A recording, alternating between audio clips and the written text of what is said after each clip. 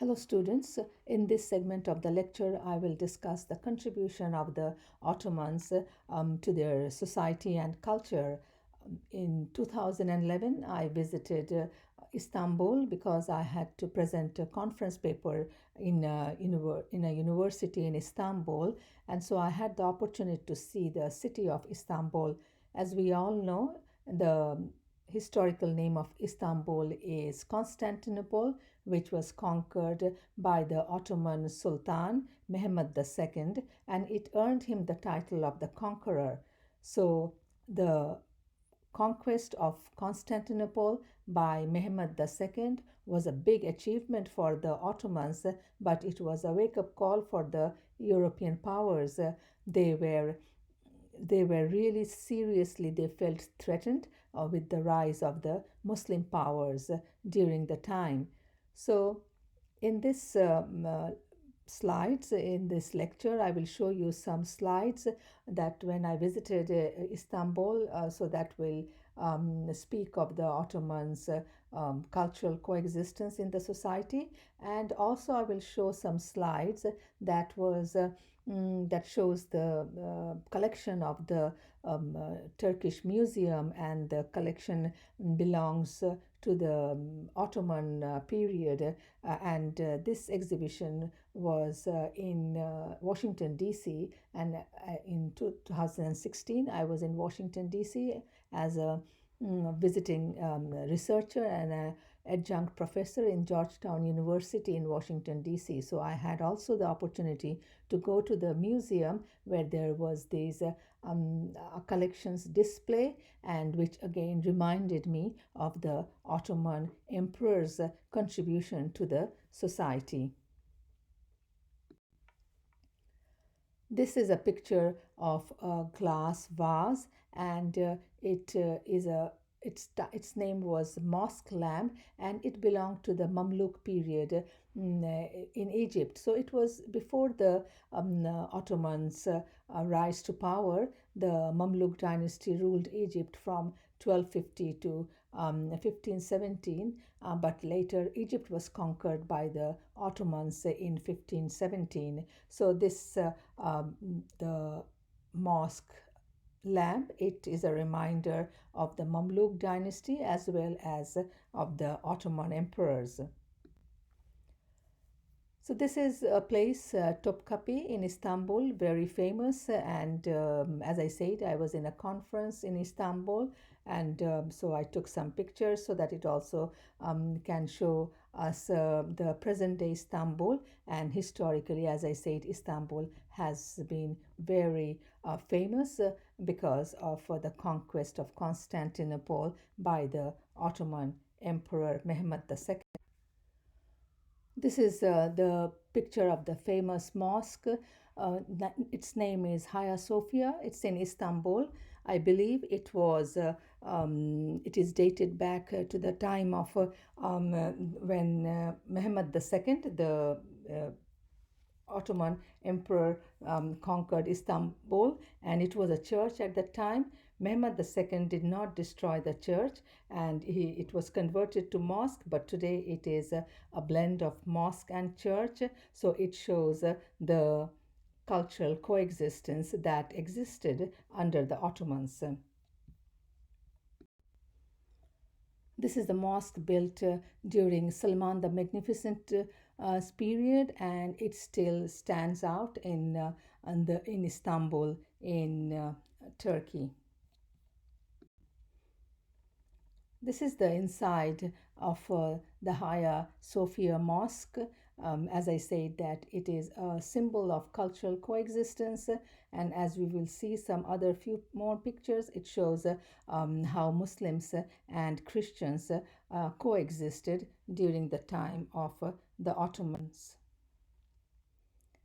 Here you can see inside the mosque, which is also a museum. So people are allowed, the tourists are allowed to go and visit the mosque, Hagia Sophia Mosque, and the place behind. I'm standing in front of this place where the Imam used to lead the prayers. This slide shows the cultural coexistence, religious coexistence during the time of the Ottomans. So here we see a big plate which is written Allahu, and there's another plate, it's written Muhammad, but in between we can see the Christian symbol and the Christian image. This is a picture again of the church, and it also shows the presence of a Christian during the Muslim rule, during the Ottoman rule. This is the image of the Topkapi Palace Museum, and this is the entrance to the Topkapi Palace Museum. The Topkapi Palace Museum has a historical significance. The Topkapi Palace was built by the Ottoman Sultan Mehmed II, who conquered Constantinople. So he built this palace. Now it has been turned to a museum. The Ottoman rulers brought the holy relics of Prophet Muhammad, peace be upon him, from other countries to Istanbul. And it has a religious significance as well. So the collections have been brought from other Muslim countries. I was very happy that I could visit the Topkapi Palace Museum. This section of the Palace Museum has collections from the time of different prophets. There was the miracle stick of Prophet Moses in this section of the museum. There were the turban of Prophet Sulaiman alayhi salam, peace be upon him, the dress of Bibi Fatima, the swords of some prophets, the footstep of Prophet Suleiman. So they were very huge footsteps during that time. I think people were really very tall and well built. Bibi Fatima's dress was also very pretty big, and the most important part of the collections and the relics in this museum is Prophet Muhammad's peace be upon him, his safe that is made of pewter, where he used to keep his belongings, a small safe. His teeth is preserved, and his beard is also preserved in this museum. The museum, there the recitation of the Holy Quran is live. That's what I believe. The minute I entered this section of the museum, I could hear the live recitation of the Holy Quran, and I believe that the live recitation of the Holy Quran is for 24 hours in this section of the museum. This picture is a border where the Turkey it separates from Asia. So during the under the Ottoman Empire, there was this border when one section was known as Asia and the other section was Europe. So this was the boundary between Asia and Europe during the Ottoman rulers' time. As I spoke of the museum in Washington, D.C., they had the display or the exhibition of Turkish and Islamic arts, and those arts belonged to the time of the Ottomans.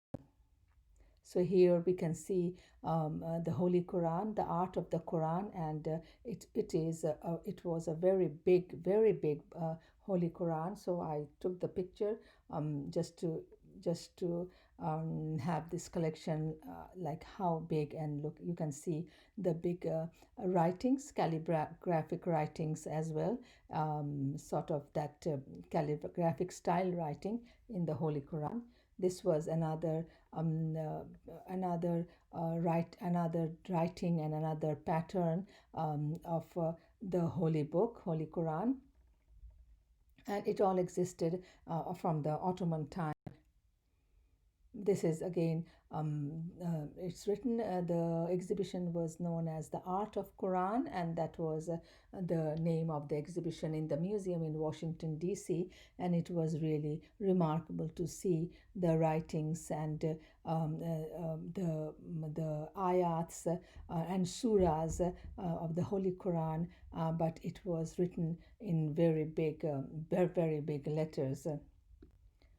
And as we know, this is on the stand of where we place the Holy Quran and we recite the Holy Quran. So this is also a collection from the Ottoman period. And finally, in that exhibition in Washington, D.C., in the wall, it was written very clearly and nicely, and the ayat from the Holy Quran.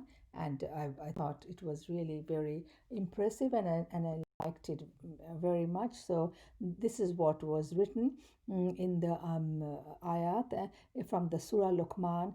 If all the trees on earth were pens, and all the seas with seven more seas beside them were ink, still the words of God would not be exhausted. Surah Luqman.